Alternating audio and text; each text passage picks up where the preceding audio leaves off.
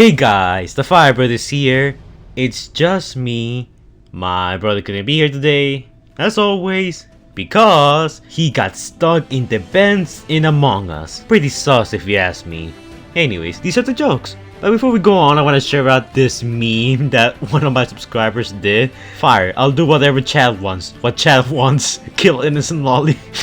I was playing Fall Guys the other day. If you didn't join the stream, you can join the stream bot. The link for it's gonna be in the description down below, in the comments down below. I plan on doing more streams and also doing stream highlights, so if you guys want that, let me know in the comments down below. Anyways, so today I decided to take it back to the good old character videos, because I haven't done that in a long time and they're also pretty easy to make. The reason why I haven't been uploading lately is because college has been really keeping me, busy, so I haven't had much time to do videos, which feels like the excuse that I go for every single video, but hey, it's true. So since Transformers 7 got announced not too long ago, and now there has been tons of speculation as to what characters can we expect to see in Transformers 7, the 7 live action movie, not the continuation to the last night. I need to explain that every single video because people still think that we're getting a sequel to the papers. That's not happening. We're getting a sequel to Bumblebee and that's it. People are of course wondering what characters are gonna appear in it, which Decepticons are gonna return, which Autobots are gonna return, but what people are speculating,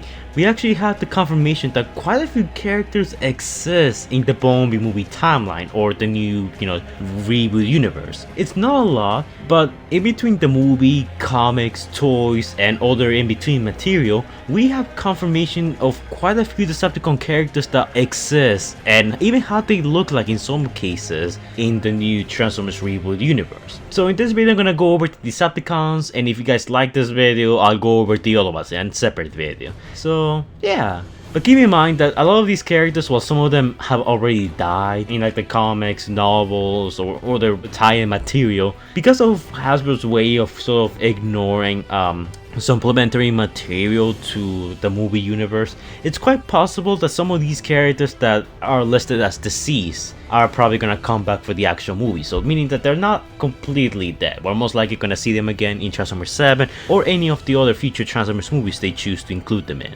Anyways, with that in mind, let's begin. Our first character is Wall Rider, who transforms into a sports car. He made an appearance in the Bumblebee movie comic. Keep in mind that this comic was created when Hasbro still thought that the B movie was gonna be a prequel to the Bayverse before they decided to turn it into its own thing. However, I thought that Wall Rider was still worth mentioning because he has a pretty cool looking design and I wouldn't mind seeing him again in the movie. He was mercilessly killed by Bumblebee when the latter tackled him through the Berlin Wall and killed him with a chunk of rubble. Damn, that's pretty gruesome. Next up, we got Decepticon Uriad, who is basically a cassette former, much like Soundwave's cassettes. We don't know if he has any connection to him, but he's a character that comes exclusive with the San Diego Comic-Con 2018, Bumblebee Volume 1, Retro Rock Garage. We don't really have a lot of information about this guy, except that he exists. Next up we got Uriad, who's another cassette former. He comes included in the Bumblebee Volume 2 Retro Pop Highway Pack.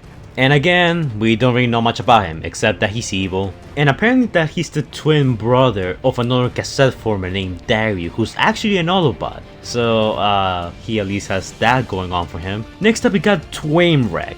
I'm not even kidding, that's how they spell it. Twain Wreck. Twain Wreck is Decepticon Uriad, who presumably never once fought off Ravage with a chair. We don't really know much about him and we don't really have an appearance of this guy. I'm using a stock image for him. All that we know is that Soundwave mentions him in the Sector 7 Adventures The Battle at Half Dome comic, where Soundwave paraphrased a quote by Trainwreck saying that rumors of Bumblebee's junking had been greatly exaggerated. I hope that's not the kind of junking I think he's talking about. Next up we got Thundercracker, who actually made an appearance in the movie itself. He didn't speak, but we see plenty of other copies of him all around the battlefield. He joined Soundwave and Shockwave as they were surrounding the remaining Autobot group. Next up we got Decepticon Thrust. He was among the Secret Horde who were participating in the attack of the Autobot launch pad. Many copies of him died during the battle, but it's unknown if the real Thrust was killed or not. That still remains to be seen, but more likely than not he's still alive. Next up we got Starscream, who actually made an appearance in the movie, and who, looks an awful lot like Blitzwing. He hasn't done much in the Reboot franchise aside from his one appearance in the movie, but needless to say, it's very likely that in the future he's gonna try and backstab Megatron, like he always does. Next up we got Soundwave, who made an appearance in the movie, and he seemed to be one of the Decepticons that were in command of the Decepticon army, while Megatron was not present. While we're all familiar with his appearance in the movie, the toys seem to imply that once he makes it to Earth, he's gonna transform into an SUV, reminiscent of his animated counterpart. And even in some of the comics, he has already made it to Earth and is currently pursuing Bumblebee and the Autobots. Next up we got Skywarp, who made an appearance on Cybertron. Again, like the other Seekers, we don't know if the real Skywarp, the individual, was amongst the 4 of Skywarp clones, but we do know that he exists somewhere in the Reboot universe. Whether he gets a larger role or not remains to be seen. Next up we got Shockwave. As far as we know, him and Soundwave are actually in charge of the Decepticon army. In the movie itself, they tried to overrun the Autobots and capture Optimus Prime. This of course failed, and Shockwave's whereabouts are currently unknown. But supposedly he's still alive somewhere on Cybertron. Now this guy needs no introduction. Shadow was one of the newest characters introduced in the Bumblebee Reboot universe. Unfortunately for her, she's supposedly killed in action. Supposedly, if you don't buy the theory that she's a headmaster and she managed to escape, which is a theory that I made a while ago, you guys should go and check it out. It actually has some validity to it, but for the time being, she's listed as deceased. Next up we got Sharkticons. Now the Sharkticons aren't really Decepticons. As far as we know, they seem to be kind of like wild animals in the Reboot universe. They make an appearance in the Bumblebee movie prequel comic where Malignus, who was in charge of a group of Decepticons on Earth, actually used them as part of his death pit to try and kill Bumblebee or any other Autobot that stumbled upon his lair. All the Sharkticons in the comics were killed once a nuclear warhead was detonated on Malignus' lair. But supposedly there's more Sharkticons out there, and they're probably the most G1 accurate thing in this reboot so far. Next up we got Decepticon Runabout. He's a Decepticon who infiltrated the Autobot ranks, and after being exposed he made his way to Earth, where he teamed up with Malignus' crew of Decepticons. In the comic he gets killed by dead end, as in what I can only describe as intentional friendly fire. The way he does is pretty underwhelming, but then again, he didn't really do much in the comic itself. Although his design is pretty decent, I gotta admit. Rumble is one of Soundwave's cassettes, and while he didn't make an appearance in the movie, he made an appearance in the Transformers Sector 7 Adventures comic, which details what happens straight after the events of the Bumblebee movie. In there, him, Soundwave, and Laserbeak are fighting against Bumblebee and Brawn. However, during the battle, Rumble gets punched so hard by Brawn that he gets sent flying straight into a mountain. He just got one punch. Supposedly he's dead, but we haven't seen a body yet, and we don't know how resistant or how vulnerable the Reboot universe Transformers are compared to the Bayverse ones. So whatever happens to him remains to be seen. Next up we got Ravage, and this guy needs no introduction. Makes an appearance in the film, makes an appearance in the comics. Ravage has been getting a lot of love in the reboot so far, and I hope that continues to be the case. But just to be sure, let's try and keep him away from Bumblebee, shall we? Next up we got Nemesis Prime. And nope, you didn't mishear me, that's right, Nemesis Prime has made an appearance in the Reboot universe so far. He technically has also made an appearance in the Bayverse, not in the way you expect, but that's a video for another day.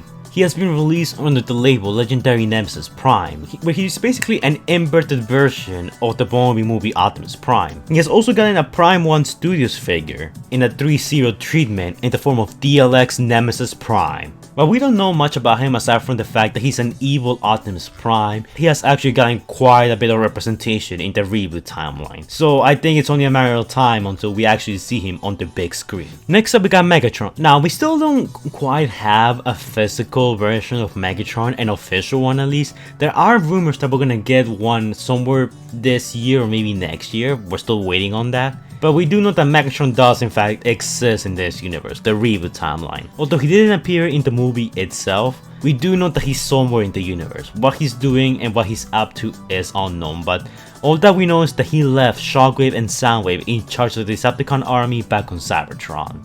Malignus is basically a small Decepticon. Think of him like an evil brains who formed his own Decepticon gang on Earth and started making deals with the Russians during the Cold War.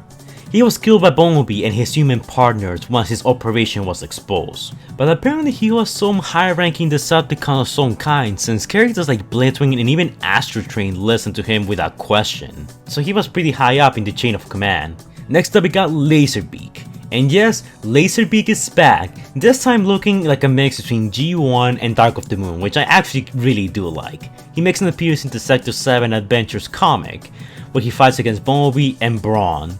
We don't know what happens to him, as the comic kinda ends in a bit of a cliffhanger and some things are left unanswered. But I think it's pretty safe to say that he's probably still out there somewhere. Next up we have Howlback, who's actually one of Soundwave's minions in this continuity. Again, like the other minions, he transforms into a cassette, and it can also triple change into a small jet. We don't know much about him except that he exists and is probably one of Soundwave's minions. Next up we got Franzi, who's looking a whole lot more G1 than ever before. He was released as part of a Target exclusive Bumblebee cassette pack. But this is actually a recolor of Talon's Return Rumble.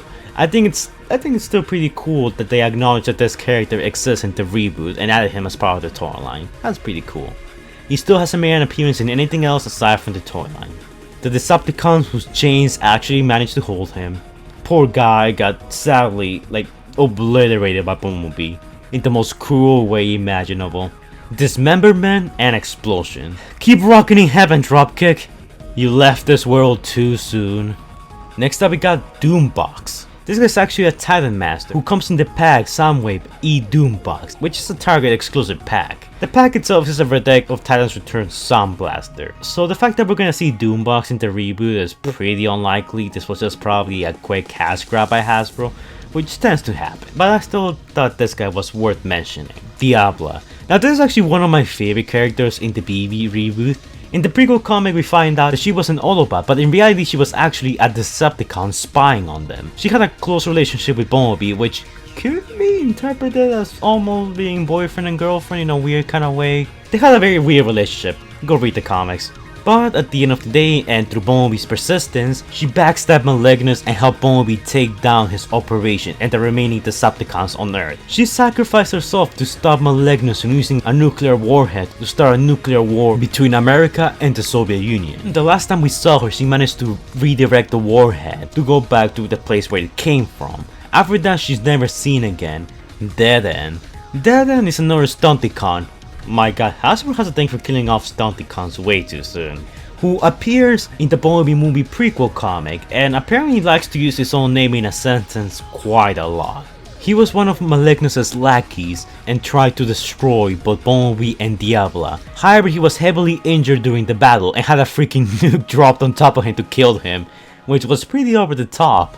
So yeah, this guy is officially dead in the comics. Although he could still come back, you know how Hasbro is with these characters. Also, he's insane and might possibly be a cannibal, just so you know. Darksteel. I'm 100% sure we're not gonna see this character in the movie and was just added into the comics as a small cameo, but he actually is one of Malignus's lackeys who was guarding the outside of their base when Bumblebee and his human partners basically ganged up on him and knocked him out immediately. We don't know if he died, but considering the fact that not 2 hours later a nuke gets dropped on the base, chances are that he most likely met his end shortly thereafter. Next up we got Bossa, who's part of the Bumblebee cassette pack. Bossa transforms from a condor to communicator to a mini forklift. As you might have guessed, this toy is actually a redeco of Companion Wars Bossa, but it's still pretty cool that they added him. We might see him in the reboot, considering that he's just a recolor of Beak and we already have him in the reboot timeline. Blitzwing. You all know what happened to Blitzwing, the whole controversy with him looking like Starscream and then just dying on film way too soon. In my opinion, I like the comic Blitzwing even more, just because he actually looks like what Blitzwing should have looked like in the movie. He's even a triple changer, and he had a nuke dropped on top of him. And this guy transformed and fled the scene like it was nothing. I mean, I'm sure he was still injured, but damn! How many times have you heard a Transformer had a nuke dropped on top of them and was still able to keep on going? Not too many, I'm sure. You got the Chad comic Blitzwing, and then you got the Virgin movie Blitzwing. Please guys, make those memes in my Discord server, links in the description down below.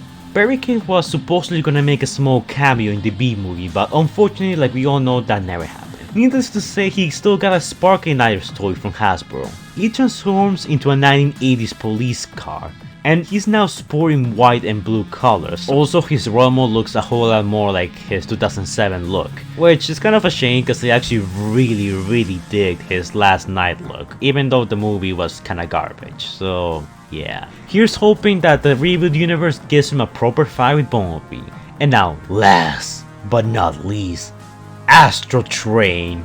Yes, Astro Train makes an appearance in the Bumblebee movie prequel comics. In the comics, he was part of Malignus's crew and served as the muscle of the team. However, once Runabout was killed by a murder-hungry dead end, Astro Train realized in the eyes of Malignus, him and the other Decepticons were really expendable. So he did the only rational thing and fled the scene in his space vehicle mode, hoping to find another Decepticon to serve under, who will actually appreciate him this time around. And yeah guys, those are all the Decepticons that we know of that are currently part of the Transformers reboot universe. Now granted, some of these are 100% not gonna appear in the reboots, such as Uriad, Urwas, but a lot of these I feel like they're really pretty much confirmed and pretty much set to appear in the movie, like Nemesis Prime, maybe a few of the comic characters like Astro Train, and then there are those that sadly we lost along the way, like Blitzwing, who's gone for good, and those who might have a chance of coming back, like War Rider, Runabout, and Dead End, because, like, you know, while the comics are there to complement the movies, at the same time, typically the movies sort of do ignore the comics. So it's always possible that we might see these characters that died in one medium return for the movies, which are like the mainline thing.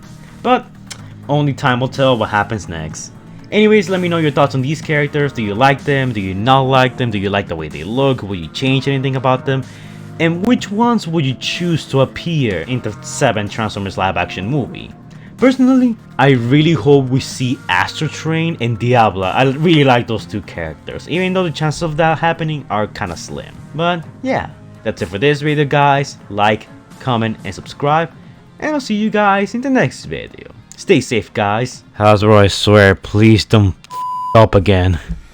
But anyways guys, before we go, shout out to our patrons, TrueBlue712, Stitch Productions, Stephanie Bowler, Christopher Prime, Predakin Hunter Plays, Mario Gordon, and the absolute madman himself, Jordan the Great, who donated $100. Thanks a lot to you guys. I tipped my fedora in gratitude. A link to their channels and our Patreon are gonna be in the description and in the comments down below. Make sure to go check out their channels. Some of these guys do pretty cool content, and if you guys want to shout out your subs, all you have to do is donate to our Patreon. By donating to our Patreon, you get quite a few rewards. You can collab with me in some of my videos, you get exclusive roles on my Discord server, you can request your own videos, maybe even appear in some of my videos if you so choose, and I'm adding more rewards as time goes on. So yeah, it's a pretty good deal. But keep in mind that it is completely optional because freedom is the right of all sentient beings. So yeah, thank you guys for donating, it's much appreciated, and I'll see you guys on the next one. Bye.